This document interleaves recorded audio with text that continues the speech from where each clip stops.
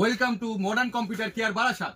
তো আমরা আজকে 2 লক্ষ টাকার মেশিন ফ্রি ডেলিভারি করছি, যেখানে কাস্টমার নিয়েছে কোর i9 এর 14 জেনারেশন।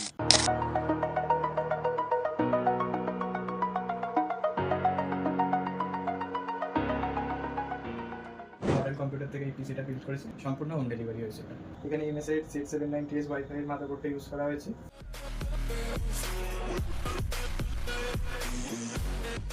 এখানে প্রসেসর ইন্টেলের i9 14 জেন ইউজ হয়েছে। র্যাম ইউজ হয়েছে কোর্সার 32GB এর একটা স্টিক।